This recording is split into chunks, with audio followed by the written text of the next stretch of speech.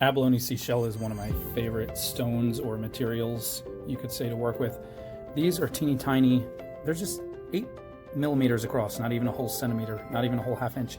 I think they're referred to as coin beads in a lot of places if you're going to order them, because they're kind of flat and round, but they're drilled straight through. Like anything that is called a bead generally has a hole running straight through it, or usually somewhere sort of through the middle. Anyway, someone was asking for more of these rings with the swirly silver with the abalone, and apparently I did a video on this months ago, a while back, and I don't even remember the videos I do, so we'll do another one. Why not? This is 20 gauge.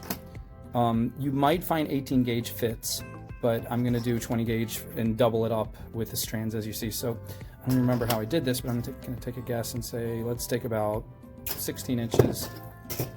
Let's pick a really pretty one. Which is your favorite? Ooh, I like this one to start. And put it through. Yep, I don't think 18 gauge would fit these guys. We're going to bring it to the middle of the wire. And we're going to do crimp like this. This is really one of the easiest rings to make, and you could do this with any bead, any stone bead, as long as your wire fits and your wire is comfortable for you. Generally, making rings, I do, oh, come on camera, stop being a weirdo. I generally do 16, 18, or 20.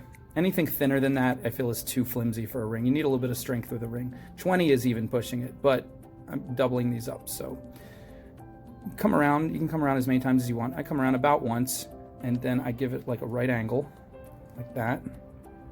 And then get my ring mandrel. I like to get the stepped one, just make it right on there. You can have a gradual one, it'll work either way. If you have a ring mandrel, get a big fat highlighter, some kind of big fat marker, use that. But in any case, she wanted an 8 and a 9, so I'm going to do the 8 first. I'm going to come around like this, just get the ring shape, push that back. And you want to be really firm with rings. You want to make them really tight and pressing from all directions at all times. I'm going to come around again like this, and that is going to anchor it. And then we can really have fun and play. And it's anchored, it's a ring, it's wearable right now. So now I'm gonna do some swirly craziness, and what I'm doing, I'm just holding it tight, and I'm keeping the two strands side by side, but I'm twisting it and trying to make these swirls really tight. So after I make the swirl, I roll it and press it and roll it and press it. So I'll make a swirl going this way, and then I'll turn around and make a swirl going the other way. So you can also separate the strands and have each one go off and do its own thing. The only thing you want to be careful of is you don't want to have anything sticking out too far in any direction that's going to stick up and be snaggable. So even if you do get a little adventurous and have some curly cues and stuff sticking out, when it's on their finger, you want it to pretty much lay flat on their finger and have a little bit of strength. You don't want, like, obviously, you wouldn't want this sticking out like this on their finger, because they're going to catch it on everything, and then the whole ring will get snagged and ruined. The other rule is, as you're being ambitious and making little swirls, you want to come back and anchor it as often as possible. You can anchor it by wrapping it around one of, a key place. You can wrap it around the stone again. You can find a place that's already secure and put it through there. But in any case, let's finish this. So we're doing these swirly swirls. You can make the swirls as tight as possible. The more you roll them, the tighter they get. And you can alternate, loop this way, loop that way, loop, back and forth, or you can just keep looping in one direction and it starts to make like flower petals. So here's alternate. Now I'm going to do like 3 going in the same direction, show you what I mean. And I'm constantly, you can use your pliers too to press it, because I want these strands to stay side by side. I don't want them to roll over each other. Now you can have them roll over each other. You can just be freeform. That's up to you. But I like the look of it when the strands just stay side by side. It's like I don't know. It just has like this cool look. So there's 3 in a row. Pretty, right? And I'm starting to really venture out. If that were a ring, look how that's just like taking off like an airplane. So I'm going to wheel this back in. I'm going to roll it. Now keep in mind too, like as you're looking at the ring, like if it were to be worn, see where that's sticking out a diagonal? You want to be aware of whether your stuff is going across the finger, sticking out the side of the finger, all that kind of stuff. And also once it's finally finished, you don't want it like this. You want to press it firmly against the ring mandrel, because you want every part as much as possible to be laying against the finger. Like even that one little loop right there should be pressed so it makes like a concave pattern that will just rest against the whole roundness of the finger. So, you could do that at the end, but I'm just showing you can take it like this and just bend it down like that. That's another way to get it to kind of lay flatter against the finger. So this is kind of a fun pattern. I like this. I feel like we could end right now. If you give yourself more wire, you have more to play with, obviously. So I think on the next one, I'm going to try with even more. Let's see. What do we want to do now? I really hadn't made a pattern or plan for this. I was just going to wing it. And so far it looks pretty fun. If I come back around like this, that's kind of cool. Everything's moving all over the place. It's a little scary. Let's see, we'll put it back on the mandrel. Always put it back on the mandrel if you feel like it's getting too wobbly or shaky. That'll give you more stability as you're working with the piece. The only reason you would take it off the mandrel is so you can get loop under and around, have more freedom that way. So I have it, I'm going to press this tight the way it's actually going to sit on the finger. And yeah, I think I want to loop this back. And it's fighting me. It's tough. I have to use some real muscle. But, the more you're firm with your wire and the more you're not afraid to push really hard and use muscle, the better you're going to be and the tighter your pieces are going to be. See, I don't even like that little corner there is kind of sticking out too much. I wanted that tighter against the stone, but whatever. So that's kind of making a wild pattern around there. We'll pull it tighter, and I think we're gonna loop it underneath right here. Be careful when you loop it that you don't mess up your other designs. You're holding everything firmly in place. Just press it in there, get under there. There we go. So it's wrapped around right there, and I could just end it like that. I mean, I could cut these ends and tuck them in somewhere underneath, or I could make each one let it do its own thing. So I think I'm going to take this one and just have it be a swirl. Just a little pinch. A little teeny tiny. And that's not a Sharpie mark on my thumb. That's actually a little spider kiss. Spiders come up and give me little kisses because they appreciate me. And I think it's so cute. So you want to make a little loop and then pinch it real carefully so you don't slip. And then hold it very tight and start to roll it. Little tiny movements, but pressing really firm. And you just start to roll it sideways like that. And you don't want to hold it loosely because you'll slip and scratch it. And then you get this cute little swirl. And then you press that against the ring. And now this guy could be a swirl too. Or he could, if I had more wire, I could do loop-de-loop-de-loop-de and then swirl.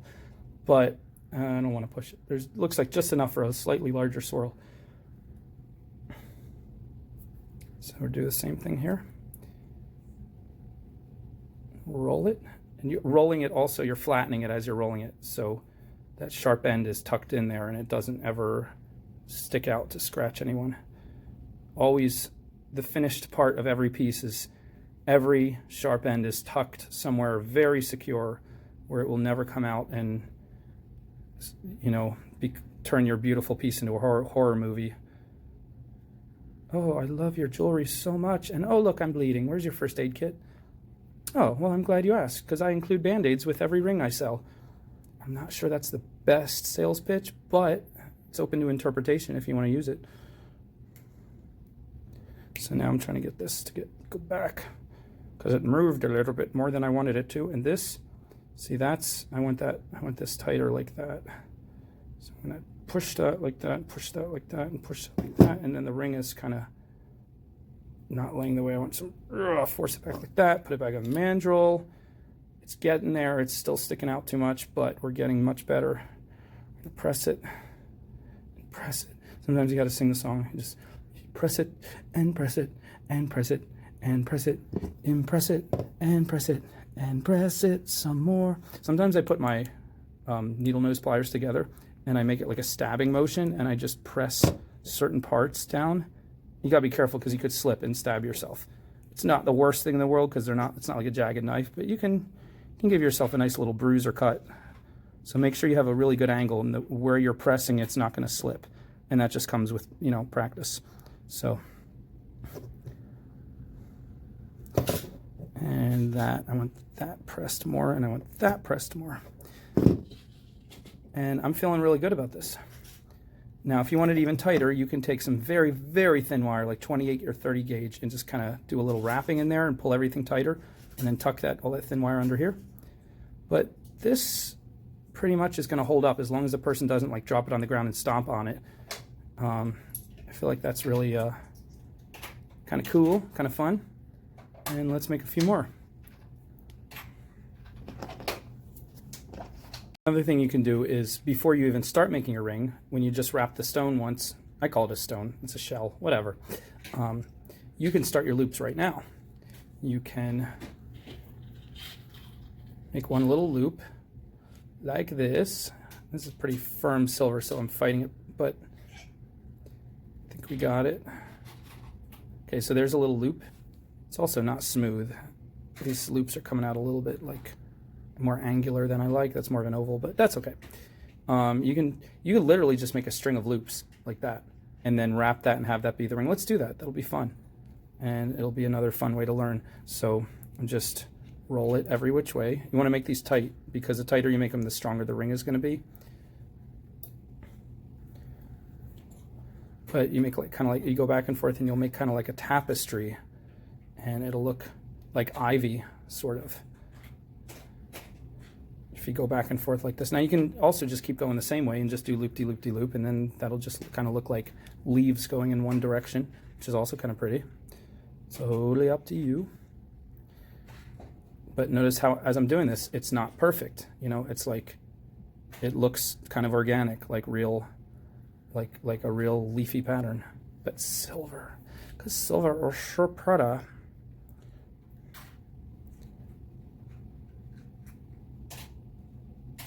And it's funny, I love working with copper. I love, this is copper-based silver too. I think it's silver-plated copper. But it's a little bit harder, and it makes a little bit sharper corners. The bare copper, and especially when it's antique copper, ugh, I love working with that. But as far as buyers go, if you're selling and you want to tip, silver sells like 2 to 1, sometimes 3 to 1 over earth tone metals like copper or antique copper. I like the antique copper a lot, but I also like the silver. It's fun. So that's a nice pattern we got going.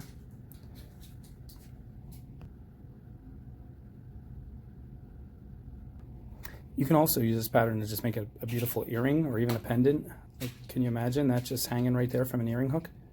That might be a little long. Maybe you'd want to stop it right there, but still, it's kind of cool, right? Or you could keep going if you took more wire, and this could be a little bracelet if you have enough to go all the way around the wrist.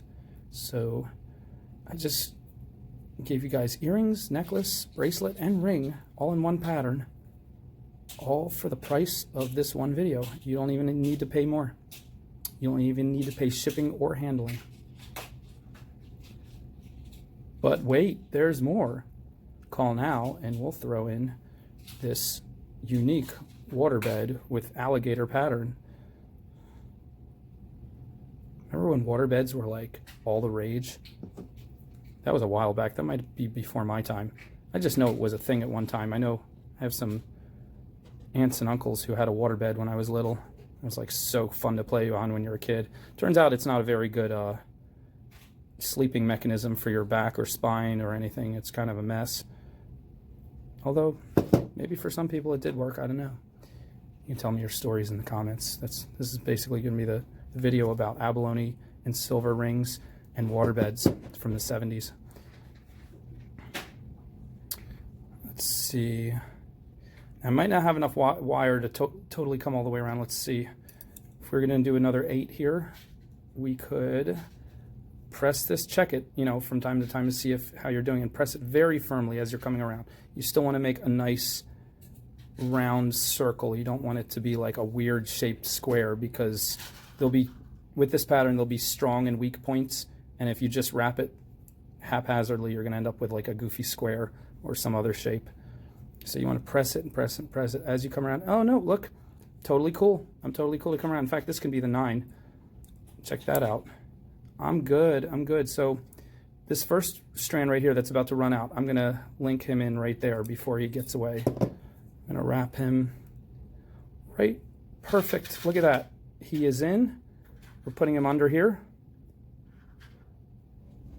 Bring him back up like that.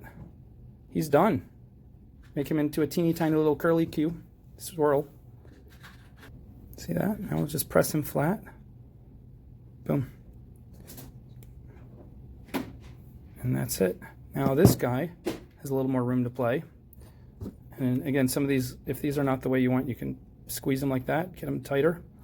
Another thing you can do, you can come back and see, you might see them jetting out in diagonals. If you want them to be more uniformly round, you can grab each one and just kind of bend it more into the shape of the circle. And then sometimes when you do one side, you flip it over, look at the other side, and you want to do that side too. That side, you bend it back the opposite way to get it to go into the circle. And then you come back and you look, and now your ring's all messed up. You got to put it back on the mandrel. Get everything nice and tight. Yeah, that's definitely a 9. If I'm not careful, if I don't pull it tighter, that could be a 10. So I have this last guy here. Let's get him coming around. And we'll put him through just like the first one, but he has a lot more to work with. So get him through there. Careful not to mess up the pattern. And now what? Let's put him, oh, I don't know. I feel like he could do a lot of cool stuff. Let's give him some fun playtime. Let's make him a single strand loop-de-loop guy. So let's do this. Kind of roll, and you can use your round nose for this too. Let's give him some loop-de-loops. There we go. Get the round nose in there. Really do the job.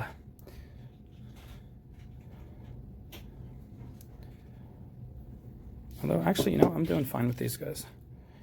Don't always stick to convention. Sometimes just, if you feel like you have a gut feeling something will work, just go with it. See, I'm getting that nice little single strand tapestry going. I think I'll get one more and then end it.